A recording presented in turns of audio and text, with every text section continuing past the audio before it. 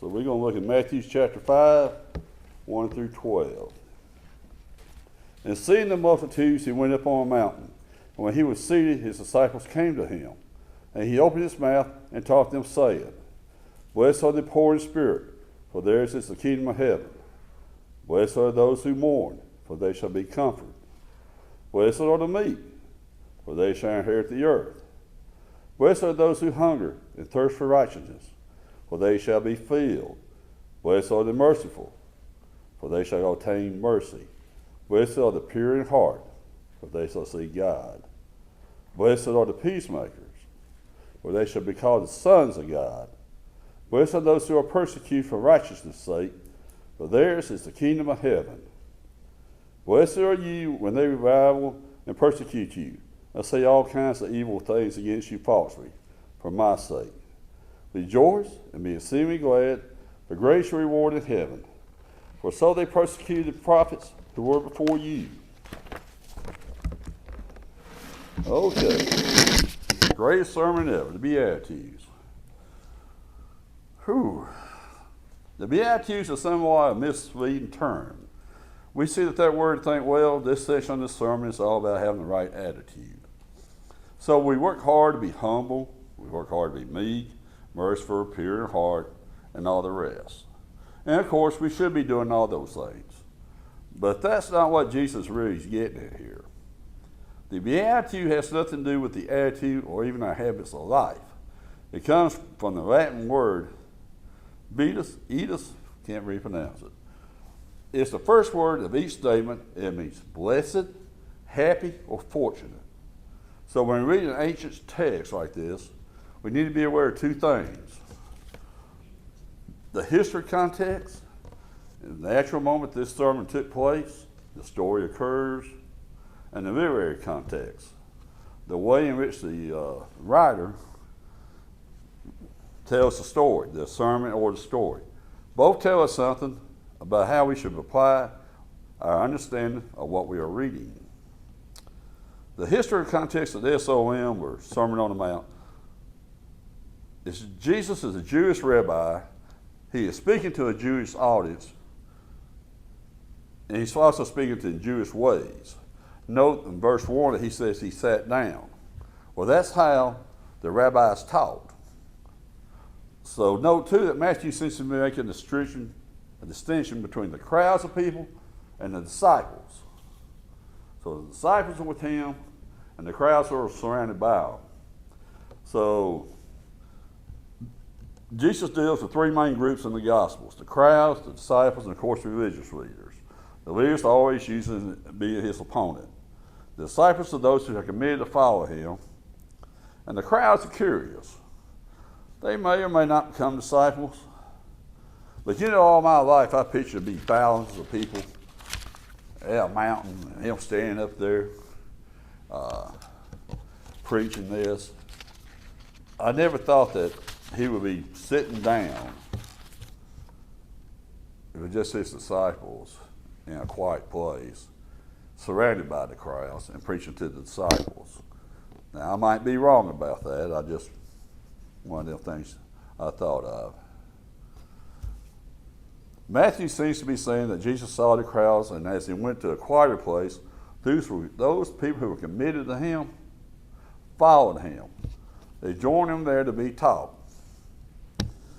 Remember, too, that this audience of the Jews are in occupied territory. They're living in a police state. They're poor. They're hungry. They had to pay Rome taxes. And the only way they paid taxes probably was with food and everything else to keep Rome alive. And many are sick. Jesus is always, this whole Bible's full of that Jesus healing the sick. Death is at the door. And they're like me. They don't like how things are going in their country at all. And I don't know how y'all feel, but I don't like the way America's running either right now. But on the literary side of this, Matthew is a Jewish author writing in a very Jewish way to a Jewish Christian audience. By that I mean the Jews that become Christians. He labors to connect the stories of Jesus to the Old Testament prophecies. His gospel is full of images, ideals, and allusions to the Old Testament, or what he would simply call the Scriptures, or the Law and the Prophets, which suggests that this audience was they knew the Old Testament. Because if they didn't know the Old Testament, Christ couldn't teach them nothing. Which suggests that this audience, why make all these allusions and quotes and stuff if they don't even know what you're talking about? For example, a king killed all the baby boys, 2 years or whatever, how old they were. He killed them. But a godly mother and a godly father hid their son. As the child grew up, he became a leader of his people. He came out of Egypt, he spent his time in the wilderness, and he taught. Now, are we talking about Jesus? Well, he's talking on a mountain. Let's just back it up a minute. He taught on a mountain. Are we talking about Moses or are we talking about Jesus? Of course, we're talking about Moses. But then there's Jesus. Exodus, the first 4 chapters of Matthew, the first readers would not have missed that connection because of the quotes of the Old Testament and allusions to the Old Testament narrators. So, the structure of the Beatitudes, it mirrors the structure of the 10 Commandments. The first 4 of the 10 Commandments are a relationship with God. No other God, no graven image, don't take God's name in vain. Remember the Sabbath day. The second 6 are about the relationships with others. Honor your mother and daddy. Don't murder. Don't commit adultery. Don't steal. Don't bear false witness. And don't covet. Well, the first 4 Beatitudes are about relationships to God. You poor in spirit, mourn, you're meek, hunger and thirst for righteousness. The second 4 are relationships to others. Merciful, pure in heart, peacemakers, persecuted. It's almost like Matthew is representing Jesus as the new Moses. They're kind of mirroring each other here. So what's the meaning of the 8 blessings? They are more than just a good list of good behaviors. He's undermining the worldview. He's kicking over the tables in the heart the way Christ kicked over tables in the temple. He's saying things, the words that the Beatitudes would have been shocking, astonishing to the people that he was talking to. They've had the Old Testament, the 10 Commandments, all their lives. And here comes Jesus with a set of new ones.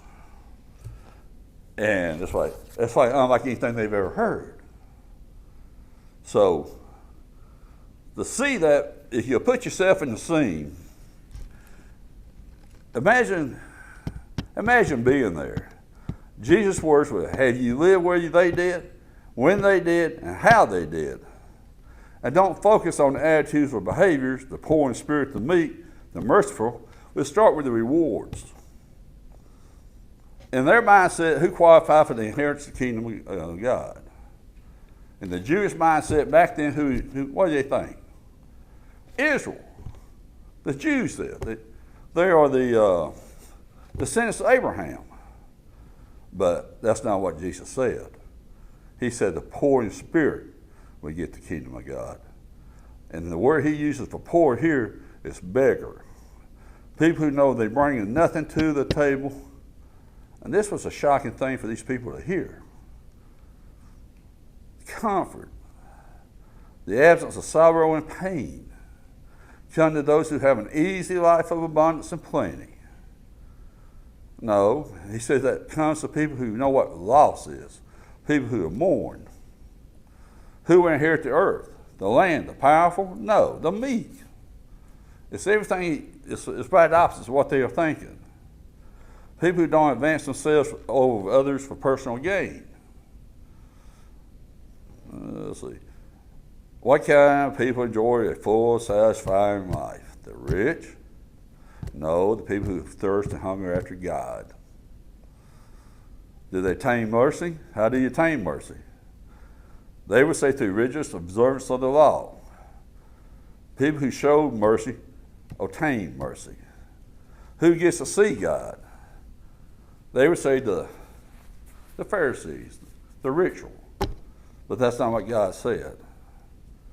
The pure in heart. Not the pure on the outside. That's what you got on the inside. So, it's not a privilege who gets to be called children of God. It's the peacemakers.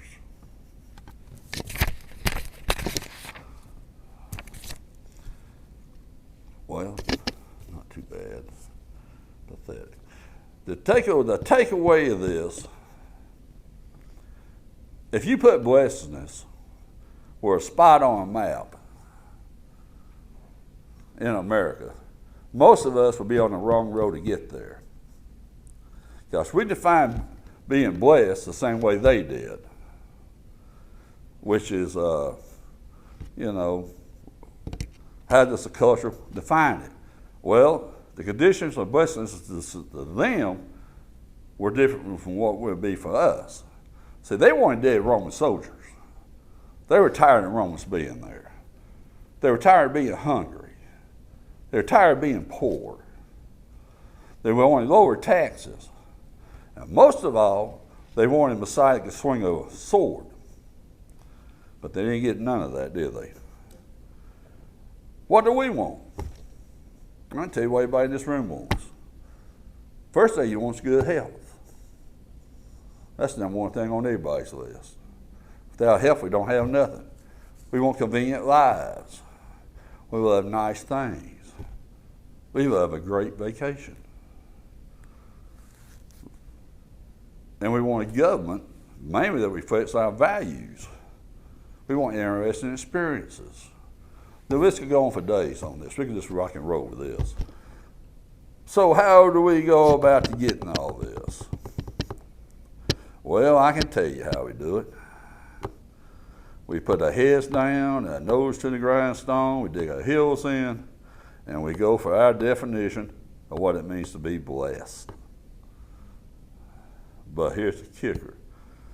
So here's a couple of questions to help us put the Beatitudes into practice. How do you define blessed? And you need to meditate on that. What does blessed mean to you? And if you were blessed, what would your life look like? Yes.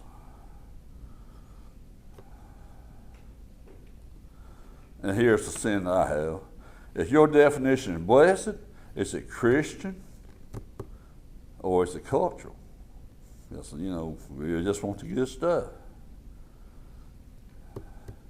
I'll give you a hint. If you achieve it without Christ, it isn't Christian.